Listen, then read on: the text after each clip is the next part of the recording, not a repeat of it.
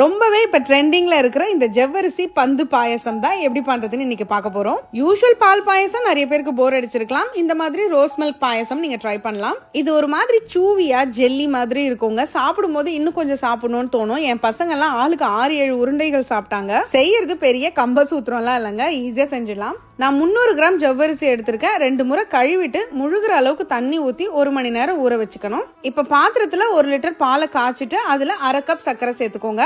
பால் ஒரு 10 நிமிஷம் சிம்லயே கொதிக்கணும். இதுல கண்டென்ஸ்டு மில்க் உங்களுக்கு வேணும்னா சேர்த்துக்கலாம். நான் ஒரு 1/4 கப் சேர்த்திருக்கேன். வாசனைக்காக 1/2 டீஸ்பூன் ஏலக்காய் தூள், 1 டீஸ்பூன் ரோஸ் மில்க் எசன்ஸ் சேர்த்திருக்கேன். நல்லா கலந்து கொடுங்க. சிம்லயே ஒரு 10 நிமிஷம் வேகட்டும். இப்ப ஊர்ன ஜவ்வரிசி எடுத்துக்கோங்க. தண்ணி எல்லாம் இருக்க கூடாது. நல்லா பிழிஞ்சு எடுத்துக்கோங்க.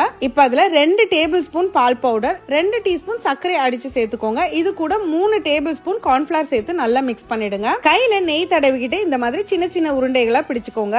இப்ப இந்த ஜவ்வரிசி உருண்டைகளை பாயசத்துல சேர்த்துருங்க. சிம்லயே ஒரு 10 நிமிஷம் வேகட்டும். இதுக்கு பருத்தி மூட்டை பேசாம குடோன்ல இருக்கலாமே. அதேதான், ஆனா ஒரு சேஞ்சுக்கு இதை செய்யலாம். இதுல நான் கட் பண்ணி வச்சிருக்கிற பாதாம், பிஸ்தா, முந்திரியை சேர்த்துக்கிறேன். இது கூடவே ட்ரைட் ரோஸ் பெட்டல் சேர்க்கும் போது ரொம்ப வாசனையா இருக்கும். கரெக்டா ஒரு 5-10 நிமிஷத்துல நம்மளுக்கு அருமையான கீர் கன்சிஸ்டன்சிக்கு வந்துரும். எடுத்து சுட சுட சர்வ் பண்ணுங்க. அப்படி